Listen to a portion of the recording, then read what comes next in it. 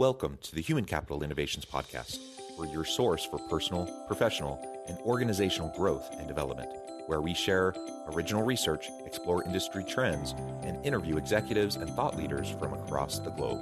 We hope you join us often for practitioner-oriented content around all things related to leadership, HR, talent management, organizational development, and change management. Maximize your personal and organizational potential with Human Capital Innovations Podcast.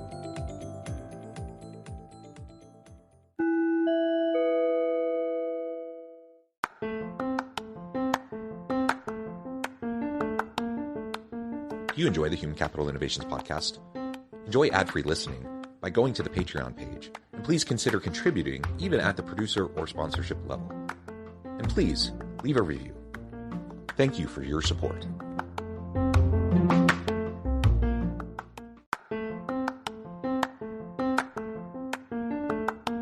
Welcome to the Human Capital Innovations Podcast. In this HCI Podcast episode, I talked with Christine Miles about why the number one problem facing businesses is listening and what we can do about it.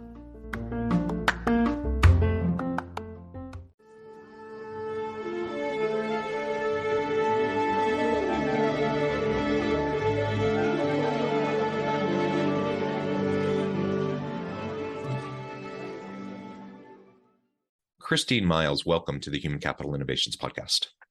Well, thanks for having me on, John. It's a pleasure to be with you. You're joining us from Cleveland. I'm south of Salt Lake City in Utah. And today we're going to be talking about the number one problem facing businesses today. We're going to talk about listening, and we're going to talk about what we can do about it to listen better, to listen more intently, and to really drive success in our organizations. As we get started, I wanted to share Christine's bio with everybody. For over 25 years, Christine Miles has been training individuals and organizations on how to listen in ways that transform how they connect, influence, solve, and succeed in every aspect of life. Through her company, Equipped, she teaches organizations how to harness emotional intelligence to improve business outcomes using the listening path, a proven system on listening to understand. The listening path empowers organizations to create cultures of empathy and understanding that drive performance and results. The listening path has been taught and implemented at Fortune 100 companies, universities, law firms, and privately held companies nationwide. Pleasure to have you. Anything else you would like to add by way of your background or personal context before we dive on in? Just that, I guess for me, the reason I started doing this work when I was 5, just because I learned to listen differently as a kid because of my upbringing. But one of the reasons I do the work is that the only reason I've succeeded in anything in my life is because I've had the skill of listening differently, because I learned it so young. And it's also the reason that I've seen people struggle or even fail, businesses fail, leaders fail, because we're told to listen and not taught. So just with that preface, I think it's just something that's not been attended to. And I love the fact that I get to help people pay attention to this so that they can very quickly move the needle. Yeah, thank you. And I do think people can move the needle pretty quickly. I often talk with guests on this show about building foundations of trust. And I know no better way to start that process of building foundations of trust than just truly being with the person sitting in front of you and intently listening with no agenda, just to understand.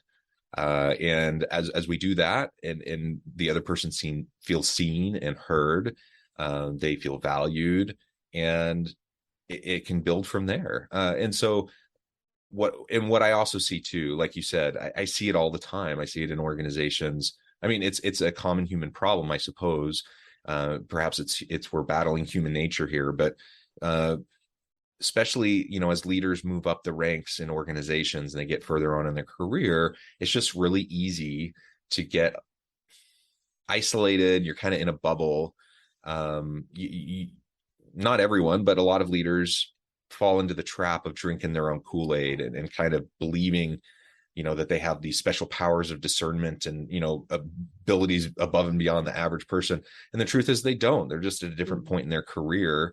They've had people around them that have helped them be successful. And now they're in a position of power and position, of authority. And that doesn't necessarily mean anything for their innate abilities.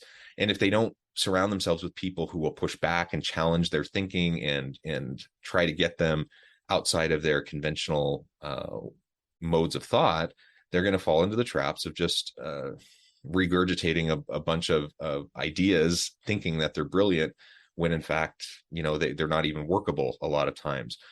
So intellectual humility, I think, is an essential part of developing this skill of listening. And as we do that, and we ignore or get, push off the tendency that leaders have sometimes to surround themselves with people who will kind of tell them what they like to hear, then I think we can be in a position where we can actually, as leaders, leverage the capacity of our people because we're leaning on their expertise. I, as a leader, there's no possible way that I can have all of the knowledge and expertise needed to direct everyone on my team. That's just not the world we live in the knowledge economy. So I need to be comfortable having people push on me. I need to facilitate that, and I need to feel comfortable empowering the expertise of my team. And that can only happen as I listen, as I build trust. Wow, you said so many important things there, starting with the fact that building trust means that you not only hear people, but you see them, and that you listen to understand, which is a different kind of listening. And I think you're so right. And even when leaders want to be surrounded by people who push them, but push back and are open to that, it's still difficult to listen the further along you get in your career, because knowledge and experience is actually the enemy of listening. It's not the other way around. The more we know, the more we don't listen, ironically, because we've experienced a lot of things. Yeah, it's the irony, the more we know, the more we experience, the more we think we know, when the reality is, it's the old cliche, the more you learn. Like I feel like the more I learn, the more I realize I don't know, because you learn more questions to ask, and then you realize, oh, I have no clue. So right. it really comes back to that intellectual humility, but that's a hard thing. And it's a really hard thing. It's a really hard thing. People progress in their career. They've had successes. They're usually pretty smart. So it's really easy to fall into that trap. Well, let's just look at our relationships. That's the case too, right? The longer we're with somebody, the less we listen, ironically, because we think we already know who they are and know what they have to say. You're smiling big on that, Jonathan. So I've been married for 20 years. We just celebrated our 20th wedding anniversary. Congratulations. Yeah, thank you. And, my wife and I, we have a good relationship, but it's, you can't just assume and take things for granted. You just have to, it's like continual effort. And my wife and I have very different styles of communication. I'm a talker. I think out loud. She's kind of a ruminator. Like she likes to take it in, really process it, and then come back later. And we both think we know the other person really well. And we do, I suppose. We've been married for 20 years.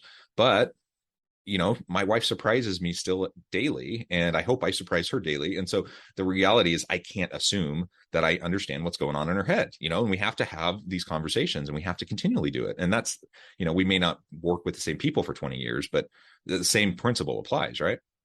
The same principle applies. And it's just why there's so many enemies of listening, and knowledge and experience is a big one. So think about a 5-year-old. How curious are they when they're exploring the world and they're asking why? Because they don't have the answers. So the more we experience something, the less curious we become. It is counterintuitive. And I think what you said so important is that as we go longer into our careers and we get the roles of leadership, it's actually the percentage of listening should go up, not down. It's as much as 80% of time is spent listening, so that you can uncover the insights from your team that's out there collecting the information, so that you can really come to the best decisions. And the answers are within, but we have to know how to find them. And once again, we are told from a young age to listen. We are not taught. There are 0 years of education in our educational systems, from grade school through executive leadership programs on listening, and only 2% of people have any kind of listening training. I'm a prime example of that. So I have a master's undergrad in psychology and master's in psychology. I'm a certified structural family therapist from a world-renowned institution. Never had a course on listening. It was an assumed skill. Well, and I sure hope that therapists know how to listen. That's kind of part of the job, right? Well, it is. And so, and certainly, depending on the program, there's different aspects, but it was interesting. We were at a client not that long ago, and I asked people how many of you have had listening training, and when it comes back to it, it's maybe a few hours or a half a day, if that. But a social worker, a reformed social worker, she was now working in a different field, said, I was trained on listening, and when I unpacked it with her, she goes, come to think of it, they didn't teach me to listen, they just expected me to do it. And inherently, she was probably better than most, and some of the training you get is a byproduct of it. But to really understand how to do it from a skill level is not something that's taught very well, in my opinion, and certainly not often enough.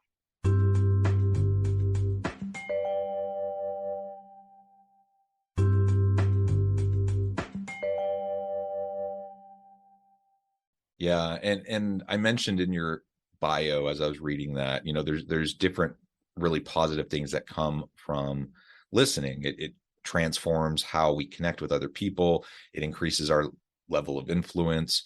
It allows us to develop empathy, which is an essential leadership competency and capability in the modern world. And so I think the benefits are clear. And I think most people would say, yeah, I need to listen, and it's important for leaders to listen. So the gap between people acknowledging what's important versus what they do or knowing how to do it is it's huge. It's a huge chasm. And I'm wondering how we go about bridging that. So that's the gap that I really set out to close, is the how. So I think people, and anecdotally, I've asked people around the world, is listening important? And nobody has not raised their hand on that one. Maybe in part because they just don't want to be the person that didn't raise their hand, but mostly because we inherently know how important it is, right? And we even know sometimes what to do. You've said a few things like be curious or ask really good questions, but what is a really good question? And how do we even know what that is? Because again, we're not taught. And by the way, questions can interfere with listening, not the other way around. They can be very disruptive to listening. So that gap, closing that gap, is what I've set out to do. And the other benefit I want to add, because there's a lot of the benefits like you're describing in terms of connection and trust and those things. And while they're very results oriented, they also can feel intangible to a lot of people because we're not all wired to see those as the first step towards the tangible result. So just for your listeners, one of the biggest things that listening does is it helps you solve problems. And it helps you solve them more quickly, more efficiently, and most importantly, that you solve the right problem and not just a problem. So the more aware you are of what it means to really listen differently, the more you're aware that there's a lot of problems that are being solved that aren't the right problems. The statistics get thrown around about change initiatives, for example, on how often they fail. Common percentages are 70-80+% of change initiatives fail. And why is that? There's a myriad of reasons, but a lot of it comes down to oftentimes organizations spend a lot of time and energy on symptoms, not root causes, right? And not the actual problems. And so they'll put all this effort into something, and then it doesn't move the needle because they weren't doing the right thing. And so how do you uncover that? It takes time, and it takes, in some cases, it takes a really decent amount of effort to dig down and continue to never assume that we've reached the root, but to keep asking that, so what, now what kind of questions, to dig deeper. That's honestly not how the business world tends to work. Like, we want to drive solutions quickly. And so what ends up happening is, instead of taking that systematic, holistic approach to trying to really understand the problem, we just jump to solution. And we jump to solution that turns out to be the wrong solution. It doesn't actually solve anything. And so that's one of the major reasons why change initiatives so often fail. So how do we battle that? We listen more. We talk to more people. We pay attention. You can do things like surveys and focus groups and all sorts of things, but you need to listen, and you need to pay attention to what you're hearing from people, and not just try to assert your agenda, but really pay attention. And that's hard. I remember years ago, I was doing a consulting project with a company. They were having a really hard time with turnover. Turnover in their industry was not uncommon. It was a little bit higher than some other industries, but their business in comparison to competitors was way higher. So they had some major issues that they needed to address. And so I was sitting down with the executive team. We're talking about, what some of our approaches could be as we're trying to really understand what's going on here. And they kept, I kept on talking about, I'm a social scientist. I'm a professor. I do academic research. I understand that I can't do academic research in a corporate setting. I understand that, their patience for like the level of what I would like to do, may not be the same as what I would do in an academic setting. So I get that, but they kept on pushing and pushing. And I'm like, no, garbage data in, garbage results out. Like we got to find the real problems. And finally I'm like, well, if you want to do a quick and dirty survey or something, we can do that, but I'm not so sure it's going to really tell you much of anything worthwhile. And they turned to me and they said, no, we're not going to do a quick and dirty one. We're going to do a quick and quality one. I'm like, well, you can change the term, but it's still the same thing. Yeah, like that's they right. wanted to be able to claim that, no, we're going to do it quick and cheap, and it's going to be just as good as like a thorough, in-depth one that we take more time on. I'm like, that's just not the way it works. And we ended up compromising somewhere in the middle, and we got some good insights, but there were lots of pieces that weren't there, that I really felt like needed to be. And that's the constant challenge, the battle. right? Yeah, that's the battle. It is a challenge. So, and again, I try to empathize with people that are solving and throwing solutions at things, because that's what we're trained to do, and that's also what we're trained that brings value. So you're bringing value. What is it? What does bosses say? Don't just come to me with questions. Come to me with how you think it should be fixed. Well, we're really encouraging solutions as the holy grail of what makes you good. And instead of looking at what those root causes are. We work with different IT organizations, and there was a gentleman that used to be the CIO of Rollins, and he said, when he learned about the listening path I was doing a keynote, he said, wow, he goes, we're not trained to get to root cause. We're trained to get, to deliver what's asked for, not what is needed. And we're not trained how to really uncover what the real needs are. We know we're supposed to find the needs, but how to do that is a whole different matter. And as I said, questions can really interfere with listening well. So we're kind of in this kind of circular path. And another objection, if you will, to listening, and I'd be interested to hear if you hear this, is that people say, and leaders say, we don't have that kind of time. I don't, and it's fair, because we're in back-to-back meetings, and whether, the pandemic made this even worse because of the Zoom availability. We just go from one meeting to the next. And if we don't get to it quickly, then our time is up. And so that's also one of the fears, is if this is going to take too long. So that's also why we rush to solutions. So I call it a slow down to speed up. You slow down a little bit on the front end to get to the right solution much faster. And I believe, and I think we've proven that the way we're transforming listening means that you not only get more effective at it, but you get more efficient at it. You can get to those things much more quickly if you're shown how. Like I always say, I can throw a football, and so can Tom Brady, but he probably does a little bit better than me. So show me how you do that. Well, he has both the proficiency and the efficiency in his abilities. So that's what we focus on, is creating proficiency and efficiency. It made me think of an organization I was doing some work with a few years back, and they had a new CEO. So the CEO did what many new executives will do, and they'll go in and they'll do a listening tour. And that's what she called it, a listening tour.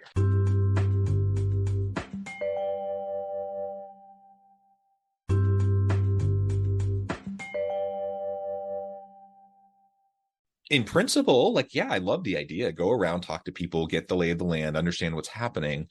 The problem was, in this situation, as I've seen it in many, many other situations, is there wasn't actually much listening going on at all. It was all a facade. And so It was kind of this performative thing that they would go around. They got to meet people and learn a little bit about the organization. But it had more to do with them sharing their vision moving forward than trying to listen and learn about what's been working, what hasn't been working in the organization leading up to that point. And so most people got jaded and frustrated by that, and Yeah. they experience that and they're just like, well, now we see, what kind of person we're working with, and we'll do the best we can to navigate, this kind of a situation. And so just because we put the words on it doesn't, our actions speak louder than words, I guess is what I'm saying. The words themselves don't matter. And so I can call it a listening tour all I want, but then I actually have to go listen. I actually have to go pay close attention and be willing to, disrupt my preconceived notions. One thing I've had experience, with various executives. I'm thinking of one in particular who, it was just so frustrating. Like, a really good person, sincere person, no malice. I'm not assuming any bad intentions at all, but the person just, like, multiple meetings where they would be told and explained things to them very clearly and succinctly, and they just weren't listening. They just couldn't get it. Like, and they're a very smart person. And they just had their own kind of point of view, and nothing was going to change that. Right. And that's the situation, especially when you're in higher levels of leadership with position power, in a hierarchical system, that you can actually do some pretty severe damage to the organization. Huge damage, huge. And so I really appreciate the story about the listening tour, because I imagine that there was incredible intention behind, and that they genuinely believed they were going out and listening. That's what's really kind of frustrating and sad to me, is that here's the right effort, the right intent, and maybe even, so close to the right approach. But it just so happens I'm from the Philly area. I'm in Cleveland today because I'm here with a company, a med tech company, and I'm working with some surgeons. And, you wouldn't send me into surgery without teaching me how to do it. But because I know that the patient's life is at risk, if you sent me into the OR, there's grave consequences. When it comes to listening, because we're told to listen and it's just expected, I think there's some sense of we already know how to do it. And so we don't see that there's somebody laying on the table and that life is in our hands when we're listening.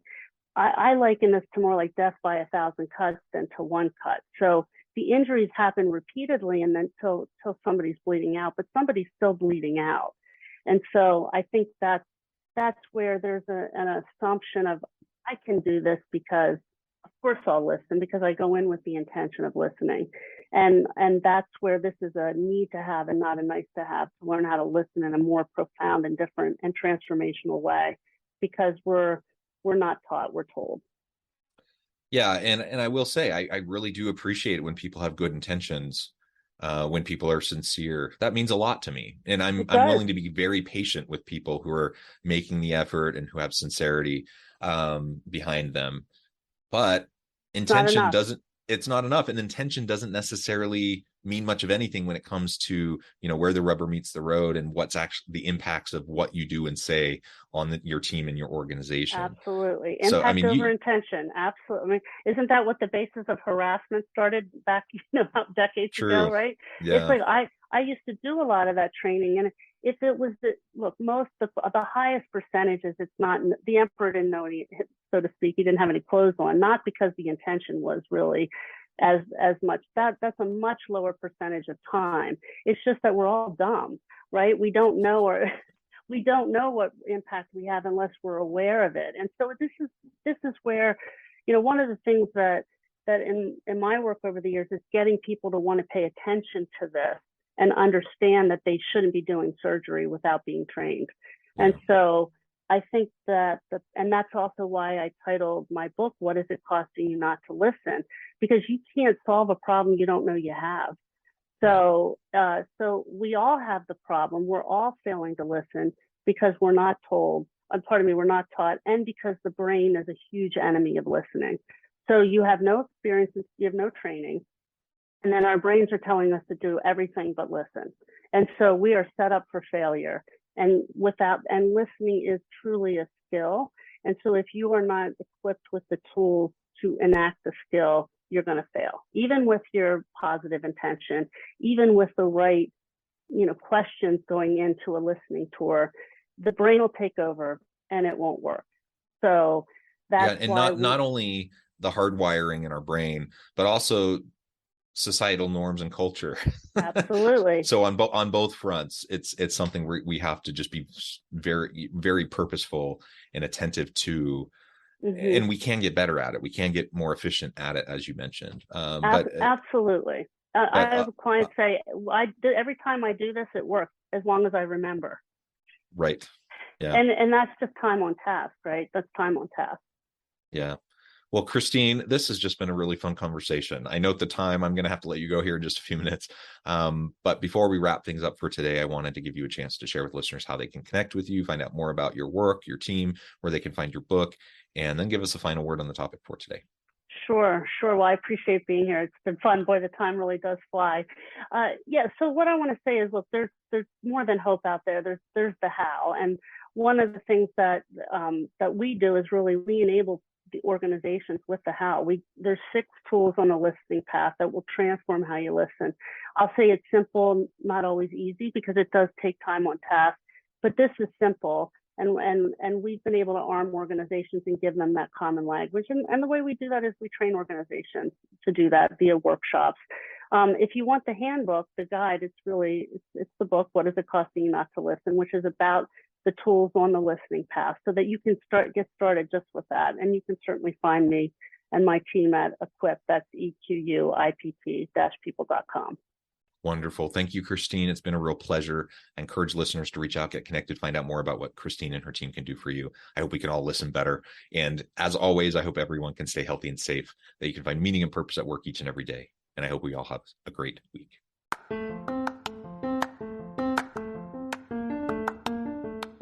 Do you enjoy the Human Capital Innovations podcast?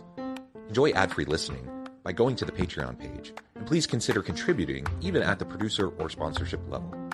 And please leave a review. Thank you for your support.